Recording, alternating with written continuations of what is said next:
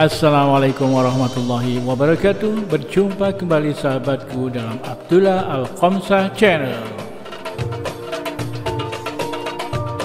Dan kali ini kita akan membuka sejarah tentang kisah pembangunan lantai marmer di dua masjid suci, Masjidil Haram dan Masjid Nabawi. Bagi antum yang sudah pernah haji ataupun umroh, pasti akan merasakan sejuknya lantai marmer di dua masjid suci ini. Walau cuaca panas di siang hari sekalipun, dan bagi antum yang belum pernah haji ataupun umroh, semoga Allah memudahkan jalan agar dapat berkunjung, beribadah ke dua masjid suci itu, dan dapat merasakan sejuknya lantai masjid tersebut.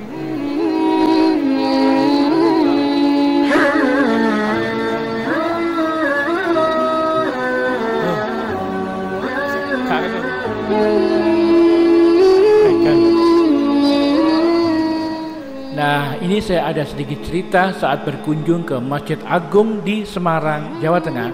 Masjid ini juga mempunyai pelataran yang cukup luas dengan payung raksasa seperti di Masjid Nabawi Madinah. Dan saat kita mau masuk ke dalam masjid, maka kita harus melewati sebuah pelataran lantai keramik, dan pada saat kita menginjaknya di siang itu, lantainya amat sangat panas sehingga kita lari berjingkat-jingkat dan kaki terasa terbakar. Waktu itu payung raksasanya dalam kondisi tertutup, jadi kualitas lantai inilah yang menjadi masalahnya. Sekarang kita lanjutkan kembali tentang pembangunan lantai marmer di Masjidil Haram. Pembangunan Masjidil Haram ini terjadi pada saat kepemimpinan Raja Fahd bin Abdul Aziz yang kala itu memberikan mandat kepada seorang arsitek dari Mesir, yaitu Dr. Muhammad Kamal bin Ismail. Beliau lahir tanggal 13 September 1908 dan meninggal 2 Agustus 2008, genap berusia 100 tahun. Beliau adalah orang termuda dalam sejarah Mesir yang terdaftar di Royal School of Engineering dan juga orang yang termuda lulus. Dan beliau dikirim ke Eropa untuk mendapatkan 3 gelar doktor dalam arsitektur Islam. Beliau adalah insinyur pertama yang melakukan perencanaan dan implementasi proyek perluasan Masjidil Haram dan Masjid Nabawi. Selanjutnya, Dr. Muhammad Kamal bin Ismail berencana untuk menutup lantai masjid dengan marmer putih. Saat itu, marmer yang dimaksud hanya tersedia di sebuah gunung kecil di Yunani. Beliau melakukan perjalanan ke Yunani dan menandatangani kontrak membeli sejumlah marmer yang dibutuhkan. Mengapa harus ke Yunani? Ini alasannya. Mengapa lantai masjid terasa dingin meskipun cuaca panas?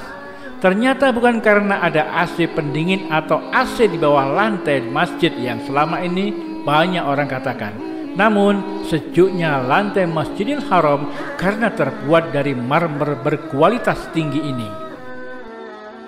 Dikutip dari Saudi Gazette, marmer tersebut didatangkan langsung dari daerah yang bernama Tassos di Yunani, sehingga dinamai marmer Tassos. Sejak zaman kuno, daerah Tassos telah dikenal sebagai penghasil marmer putih berkualitas yang digunakan oleh orang Romawi untuk membangun bangunan dan monumen yang megah.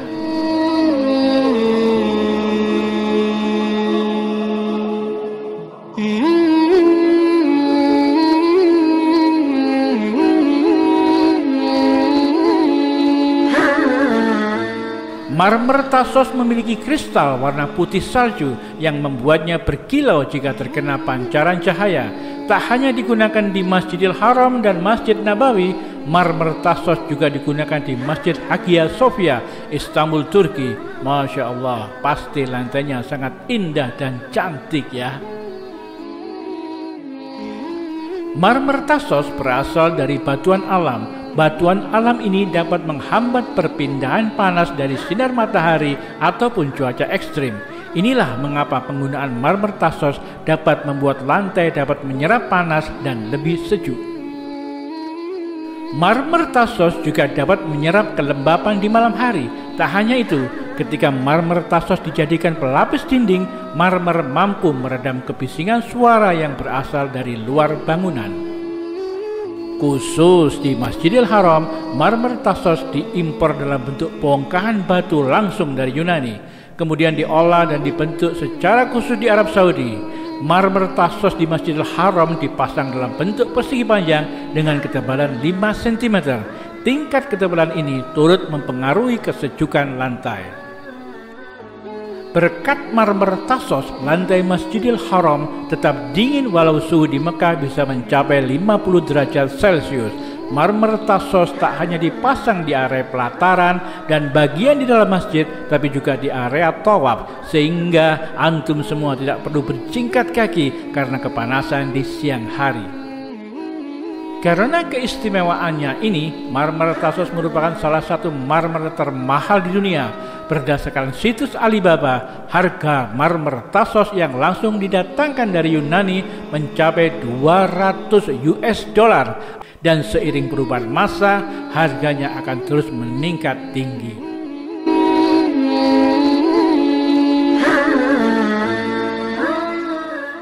Saat diminta oleh Raja Fahd bin Abdul Aziz untuk memperluas bangunan Masjidil Haram dan Masjid Nabawi, Muhammad Kamal bin Ismail tidak sedikitpun mengharapkan upah. Bahkan ketika Raja Fahd dan kontraktor perusahaan Bin Laden menawarkan cek kosong untuk diisi sendiri, beliau menolak dengan sopan.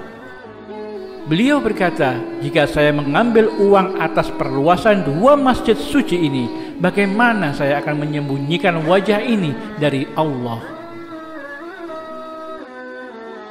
Dalam hal pekerjaan, Muhammad Kamal bin Ismail merupakan sosok yang sangat teliti dan penuh pertimbangan, terutama dalam merancang perluasan Masjidil Haram dan Masjid Nabawi. Proyek perluasan Masjidil Haram dan Masjid Nabawi melibatkan banyak sekali insinyur, seniman, dan pengrajin yang terlibat. Dalam surat kabar Islamic Zaitun disebutkan ada 600 insinyur yang terlibat dalam pekerjaan tersebut. Setelah 15 tahun berlalu sejak pemasangan marmer di Masjidil Haram Mekah, pemerintah Arab Saudi memintanya kembali untuk menggunakan jenis marmer yang serupa untuk perluasan di Masjid Nabawi Madinah.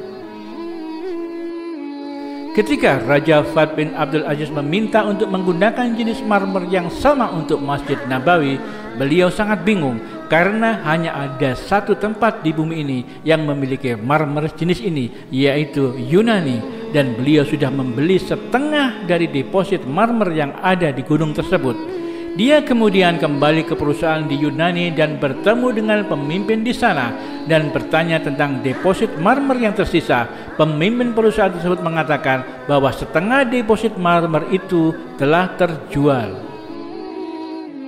Dr. Muhammad Kamal bin Ismail kemudian bertemu dan meminta tolong kepada sekretaris kantor tersebut untuk mencarikan informasi keberadaan orang yang telah membeli sisa deposit marmer itu. Namun sedikit kesulitan karena transaksinya telah lama terjadi. Pada hari berikutnya, beliau menerima panggilan telepon tentang keberadaan pembeli marmer tersebut yang ternyata sebuah perusahaan di Saudi Arabia. Kemudian beliau kembali terbang ke Arab Saudi pada hari yang sama dan langsung menuju ke perusahaan tersebut. Di sana beliau bertemu dengan pemimpin perusahaan dan bertanya tentang marmer yang dibelinya dari Yunani belasan tahun yang silam. Ternyata marmer putih tersebut belum digunakan sama sekali oleh perusahaan Arab Saudi itu. Bahkan pemilik perusahaan itu lupa kalau dia telah membeli marmer putih itu beberapa tahun yang lalu, dan perusahaan tersebut belum menggunakan sedikit pun dari marmer Yunani itu. Mendengar hal tersebut, Muhammad Kamal bin Ismail menangis seraya menyodorkan cek kosong tanpa menulis besaran nilai transaksi kepada pemilik marmer tersebut dan memintanya menuliskan jumlah yang diinginkan. Ketika pemimpin perusahaan Arab Saudi tersebut mengetahui rencana penggunaan marmer untuk pembangunan Masjid Nabawi di Madinah, dia pun menolak untuk dibayar. Saya tidak akan menerima 1 rial pun. Allah yang membuat saya membeli marmer ini dan melupakannya. Itu artinya marmer ini memang sudah ditakdirkan oleh Allah harus digunakan untuk Masjid Nabawi. Begitu ujar beliau. Masya Allah, sungguh luar biasa rencana Allah dengan melibatkan orang-orang yang berakhlak mulia. Semoga Allah ridho dan memberkahi semua manusia-manusia yang berperan serta dalam kelancaran pembangunan dua masjid suci ini. Demikianlah ya akhi, ya ukhti, semoga memberi wawasan bagi kita semua dan bisa mengambil pelajaran dari kisah ini. Semoga Allah mentakdirkan kita semuanya untuk dapat berhaji umroh, berkunjung ke dua tanah suci ini, serta memberikan kelancaran atas segala upaya untuk lebih mendekatkan diri kepada Allah Subhanahu wa Ta'ala. InsyaAllah berjumpa lagi dengan topik bahasan lainnya dalam keadaan yang lebih baik lagi. Wassalamualaikum warahmatullahi wabarakatuh.